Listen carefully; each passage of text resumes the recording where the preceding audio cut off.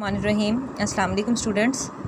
हम class 6 science का chapter number 7 की जो है वो लेक्चर अटेंड कर रहे हैं।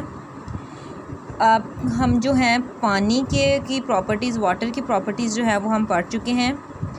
डाइल्यूट एंड कंसनट्रेटेड सॉल्यूशन आज हमने इधर से रीडिंग करनी है। अब सॉल्यूशन के बारे में हम सब जानते हैं वो क्या होता है, तो सबसे पहले आ जाते हैं डाइल्यूट और कंसनट्रेटेड सॉल्यूशन पे कि ये क्या चीज़ है। A solute with less quantity of a solution with less quantity of solute is called dilute solution। यानी कि वो solution जिसके अंदर जो है वो solute की कंसनट्रेशन कम हो वो क्या कहलाते हैं, dilute solution। ठीक है। और वो solution जिसमें solute की कंसनट्रेशन ज़्यादा हो उन्हें हम कहते हैं कंसनट्रेटेड सॉल्यूशन। यानी कि पानी के अंदर अगर चीनी बहुत कम मिकदार में होगी और पानी ज़्यादा मिकदार में तो वो होगा कम कंसनट्रेटेड डाइल्यूट सॉल्यूशन, और अगर इसकी मिकदार ज़्यादा होगी तो वो क्या कहलाएगा, कंसनट्रेटेड सॉल्यूशन। उसके बाद डेफिनेशन है सैचुरेटेड और अनसैचुरेटेड सॉल्यूशन की। We know that sugar dissolve in water to form solution. पानी के अंदर चीनी हल होती है सॉल्यूशन बनाने के लिए। If we keep on dissolving sugar in a glass of water a stage will come when no more solute dissolve in the solution. अब कह रहे हैं कि चीनी और पानी को जब हम शुगर और वाटर को आपस में मिक्स करते हैं तो उनका क्या बनता है, सॉल्यूशन। अब उस सॉल्यूशन के अंदर जो है वाटर जो है वो सॉल्वेंट है और जो शुगर है वो सॉल्यूट है। अब हम क्या करते हैं कि लगातार शुगर और वाटर को जो है मिक्स करते हैं, जो है एक टाइम तक तो वो अच्छे से मिक्स होगा, लेकिन फिर हम अगर शुगर की कंसनट्रेशन बढ़ाते जाएंगे तो फिर एक वक्त ऐसा आएगा कि जब जैसे जैसे हम कंसनट्रेशन इंक्रीज़ करते जाएंगे तो वो शुगर जो है यानी कि सॉल्यूट डिज़ोल्व हमारा नहीं होगा सॉल्वेंट के अंदर। तो ये सॉल्यूशन जब ऐसा सॉल्यूशन आ जाए कि हमने इतना सॉल्यूट डाल दिया हो अंदर कि इस जो सॉल्यूशन के पार्टिकल हैं उसे अपने अंदर डिज़ोल्व ना कर पाएँ तो सॉल्यूशन कहलाता है सैचुरेटेड सॉल्यूशन। अब इसके लिए सैचुरेटेड सॉल्यूशन के लिए क्या कंडीशन है कि हम उसको टेम्परेचर चेंज ना करें, यानी कि उधर हमने हमारा सॉल्यूशन जो है वो सैचुरेटेड हो गया, अगर हम उसे गर्म करेंगे और उसके बाद फिर सॉल्यूट को अंदर डिज़ोल्व करेंगे तो वो फिर से अंदर जो है वो डिज़ोल्व हो जाएगा गर्म करने से। Can you give the name of unsaturated solution that's to that solution in which you can dissolve some more amount of solute. अब जो है वो सॉल्यूशन जिसके अंदर हम और मिकदार जो है वो सॉल्यूट की हल कर सके उसको क्या कहते हैं, unsaturated solution. A solution in which solvent can not dissolve any more solute at a particular temperature, ख़ास टेम्परेचर पे, यानी कि अगर हम उसका टेम्परेचर चेंज करेंगे तो हो सकता है कि वो डिज़ोल्व करने लग जाए अंदर गर्म करने से, क्योंकि चीज़ें जो हैं वो उनकी जो है सॉल्युबिलिटी बढ़ जाती है। तो एक पर्टिकुलर पॉइंट तक उसे ख़ास टेम्परेचर को चेंज किए बिना जब तक वो चेंज सैचुरेटेड वो पॉइंट होता है जिसके बाद वो अपने आप को हल नहीं करता। उसके बाद जो है वो उन्होंने एक इन्फॉर्मेशन दी है कि Dead Sea is highly saturated with salt. Dead Sea एक समुंदर है जो कि बहुत ज़्यादा सैचुरेटेड है नमकियात के साथ, उसके अंदर पानी इतने मकदार में हल हुआ है कि वो अब मज़ीद हल नहीं होता। This salt become crystal at the slide decrease in temperature. अब थोड़ा सा भी जो ठंडक पड़ती है तो वो जो नमक है वो किस में जो कन्वर्ट हो जाता है, क्रिस्टल्स में।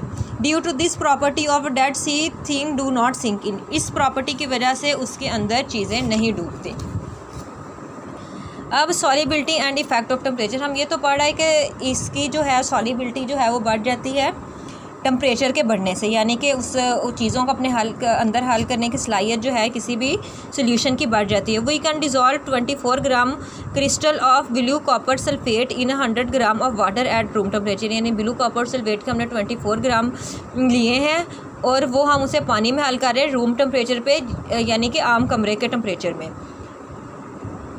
But we have to dissolve 36 gram of table salt in 10 gram of water at room temperature to make the saturated solution. The difference is due to the difference in solubility.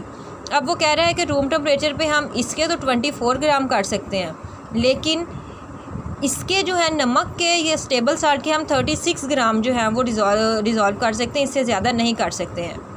इसकी वजह क्या है, the amount of solution in gram dissolve in 100 gram of solvent eight given temperature is called solubility.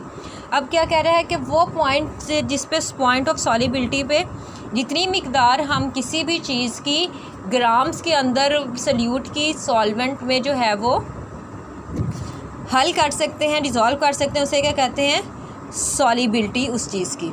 Take 100 gram of water in a beaker and make a saturated solution of sodium chloride, यानी कि नमक का उसके साथ एक room temperature पे solution बनाएं। Saturate start heating the solution on the spirit lamp. उसके बाद क्या करें, उस सोल्यूशन को स्पिरिट लैम्प की मदद से गर्म करना शुरू कर दें। अब आप देखेंगे क्या होगा, नाउ ऐड मोर साल्ट। जब गर्म किया, सैचुरेटेड सोल्यूशन बन गया था, अपने अंदर और सल्यूट को वो हल नहीं था कर रहा, लेकिन गर्म जब उसे किया उसके बाद फिर अंदर साल्ट को हमने मिक्स किया तो वो साल्ट मज़ीद उसके अंदर जो है वो डिज़ोल्व होना शुरू हो गया। It means that the solubility of solution increase with the increase in temperature. इससे हमें पता चला कि सॉलिबिलिटी किसी भी चीज़ की बढ़ जाती है जब उसका हम टेम्परेचर बढ़ाते हैं।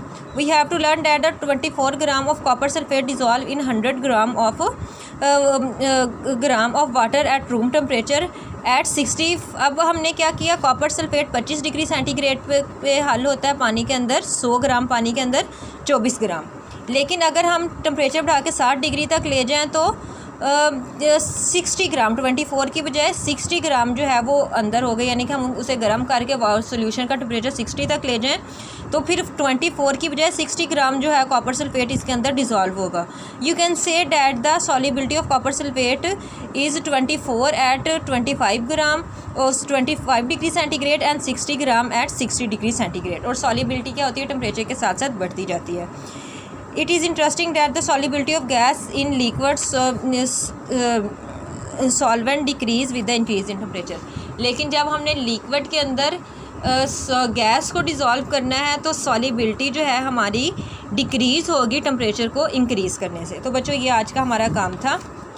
हमने पेज नंबर 70 और 71 की रीडिंग की है।